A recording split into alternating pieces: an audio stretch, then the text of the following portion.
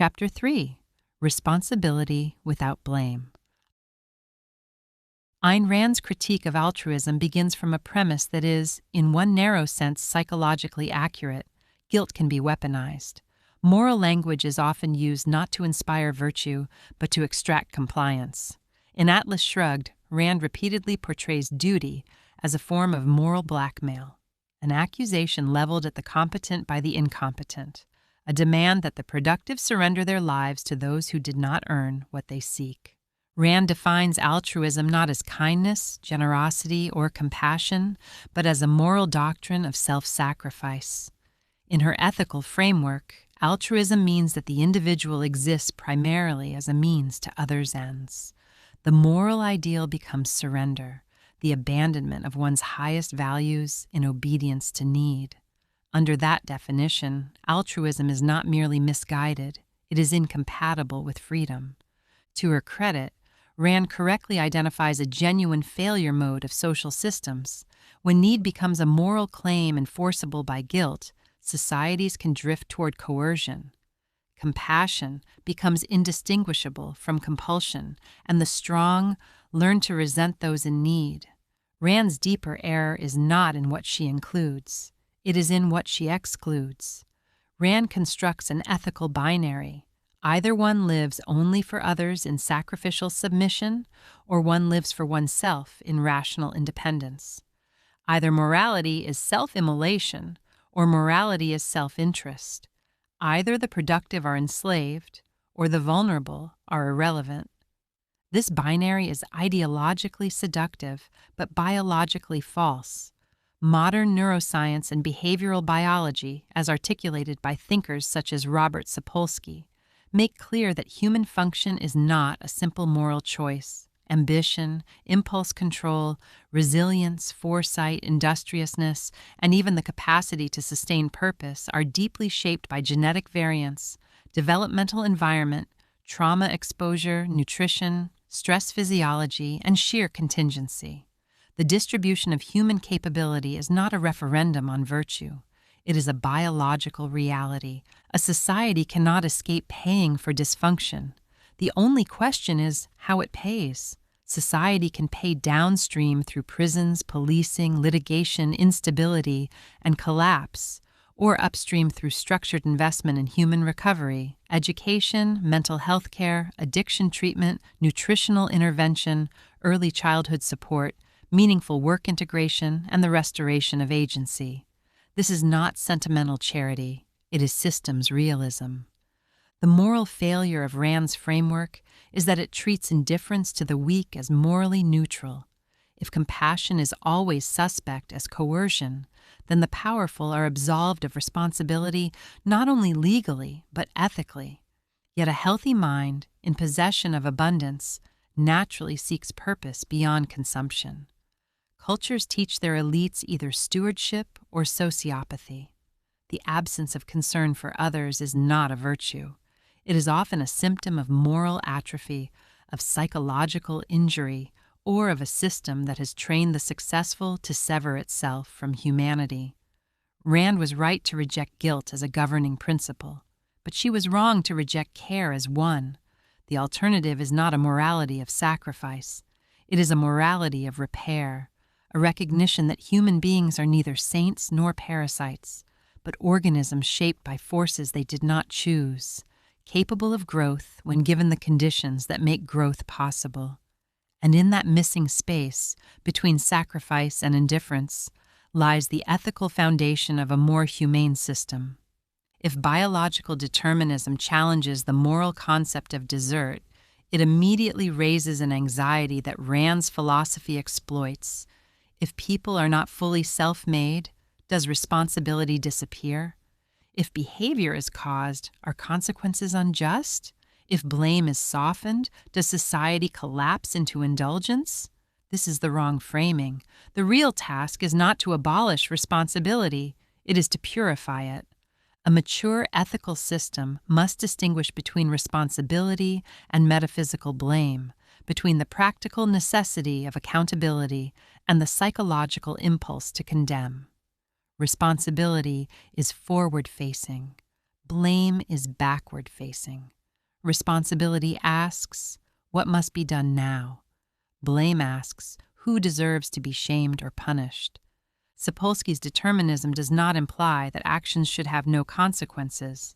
It implies that moral hatred is often an unnecessary addition. The causal chain does not erase the need for boundaries.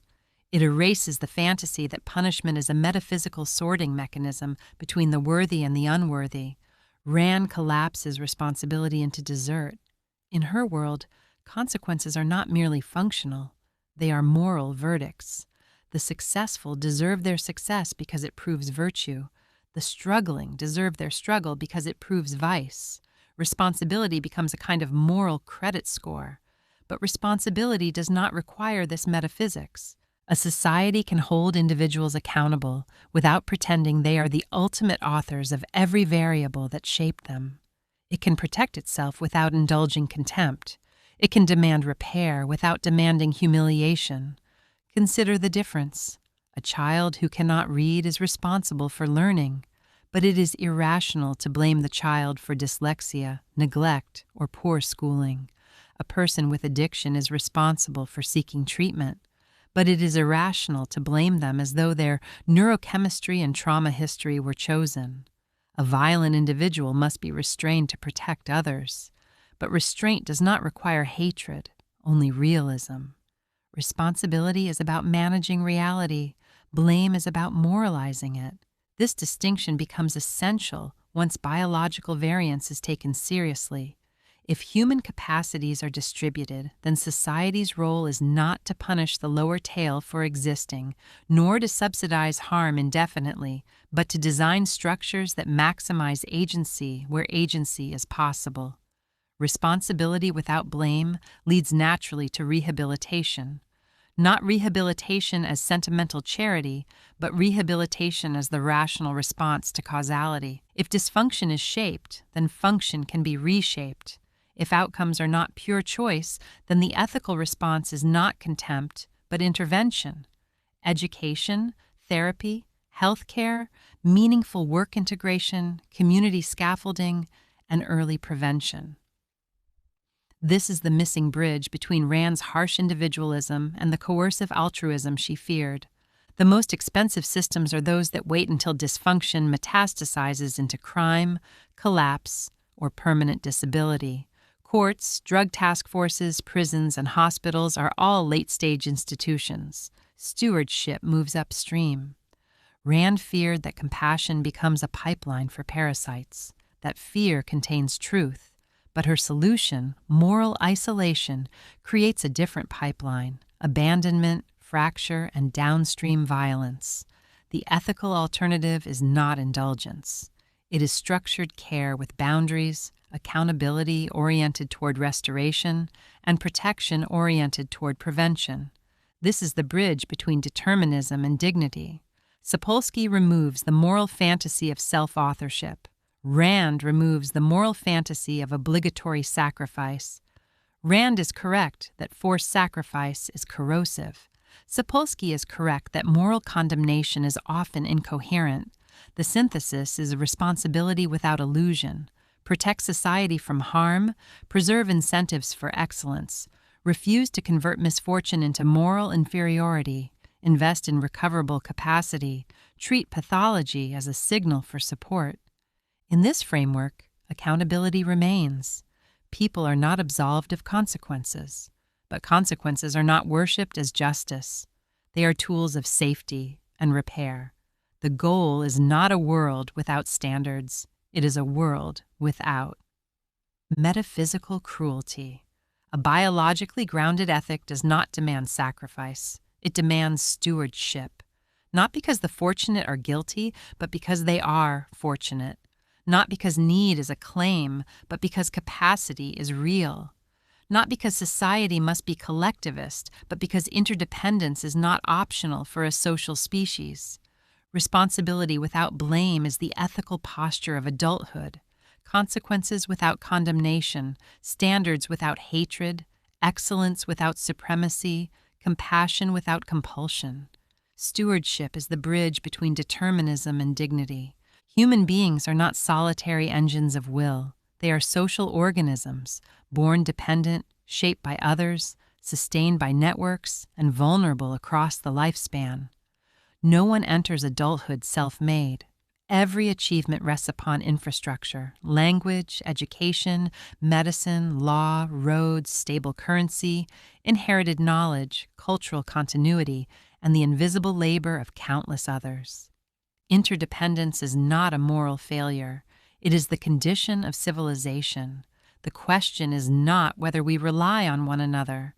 The question is whether that reliance is reciprocal, constructive, and oriented toward capacity, or coercive, extractive, and oriented toward entitlement. Parasitism is not dependence. Parasitism is exploitation without reciprocity. A child, a person recovering from injury, an elderly person, or a person suffering from mental illness are all dependent, but they are not parasites. A society that treats these realities as moral flaws has not achieved strength. It has achieved brutality. Rand's error is to treat vulnerability as guilt and assistance as theft. But vulnerability is often simply biology, and assistance, when freely chosen and wisely structured, is not the negation of freedom. It is the cultivation of future agency. The ethical alternative to Rand is not collectivism, it is stewardship. Stewardship recognizes that human variance is real, that misfortune is not always chosen, and that the health of a society is measured not only by how it rewards excellence, but by how it plans to avoid preventable collapse. A community that invests in rehabilitation, education, and recovery is not sacrificing itself to parasites. It is reducing waste, restoring capacity, and preserving stability. This is not altruism as Rand defines it. It is not compulsory self-sacrifice. It is voluntary, reality-based interdependence, a system in which support is aimed not at permanent dependency, but at reintegration. Interdependence is not the enemy of excellence. It is the soil in which excellence grows. Even the highest producer depends on a world that did not originate in their mind alone.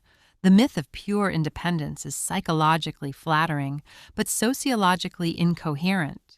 The real moral question is not whether one owes one's life to others, nor whether one owes nothing at all, but what kind of reciprocal architecture best supports human flourishing across a bell curve of capacities. Reality divides humanity into organisms who are variable, vulnerable, and capable of growth, whose greatest achievements are never solitary, and whose deepest moral test is whether strength can coexist with responsibility. Interdependence is not parasitism. It is civilization, and a thriving civilization requires voluntary care, structured rehabilitation, mutual contribution, and cultural stewardship. Stewardship is the moral posture of those who recognize that capacity confers responsibility, not as a debt enforced by others, but as an expression of health, maturity, and participation in a shared world. The steward does not give because they are commanded. They give because they can see further. Stewardship begins with realism. Human beings are distributed across a spectrum of endowment and injury. Biology, development, and opportunity is uneven. A society that treats these distributions as moral verdicts becomes cruel. A society that treats them as excuses becomes stagnant. Stewardship is the alternative. Responsibility without metaphysical blame, care without coercion, excellence without supremacy. Rand's moral heroes seek freedom from obligation. The steward seeks freedom for flourishing. The difference is subtle but decisive. Selfishness, even in its rational form, risks becoming morally sterile. It can produce a society of competent islands, each guarding its own borders, mistaking isolation for virtue. Sacrifice, in its altruistic form, risks becoming morally corrosive. It produces a society of guilt and extraction, where need becomes a weapon and virtue becomes self-erasure. Stewardship rejects both. It does not demand that the capable surrender their lives, yet it also does not permit the capable to sever themselves from humanity. Stewardship recognizes that the question is not whether the capable individual lives for others or for themselves, but whether they participate in the repair and continuation of the world that made their success possible. A steward understands that an inheritance of wealth, intelligence, health, and stability are not merely possessions. They are leverage, and leverage can be used in two ways: to enrich oneself or to cultivate society. To cultivate is not to subsidize permanent dependency. It is to invest in recoverable capacity. It is to build structures that reduce downstream collapse, education that restores agency, rehabilitation that reduces harm, systems that integrate rather than discard, communities that treat dysfunction as a signal rather than a stain. This is not sentimental. It is civilizational. The ethics of stewardship is fundamentally developmental. It assumes that most human beings, given the right conditions, can grow. It assumes that the purpose of support is not indefinite provision, but reintegration into contribution. It assumes that dignity is not bestowed only on the productive, but is the ground from which productivity can emerge. Rand feared that altruism makes excellence a resource to be consumed. Stewardship insists that excellence is a resource to be shared, not by force, but by wisdom. The steward does not confuse compassion with compulsion. They reject moral blackmail. They refuse the inversion by which those who are successful are guilty simply for succeeding. But they also refuse the inversion by which those who are suffering are contemptible simply for struggling. Stewardship is the capacity to hold strength and responsibility together without turning either into tyranny. A society built on stewardship does not extinguish incentive. It does not deny excellence. It does not worship weakness. It does not moralize misfortune. It designs for the bell curve, protects against exploitation, rehabilitates where possible, restrains where necessary, and honors contribution without converting it into supremacy. Rand offered a morality of heroic selfhood. Stewardship offers a morality of humane strength. Beyond selfishness and sacrifice lies a richer moral architecture, one in which freedom is preserved, vulnerability is not despised, and the highest expression of capacity is not withdrawal from the world, but participation in its repair. That is the ethic Rand could not see, because her world contained only enemies. A steward sees a civilization,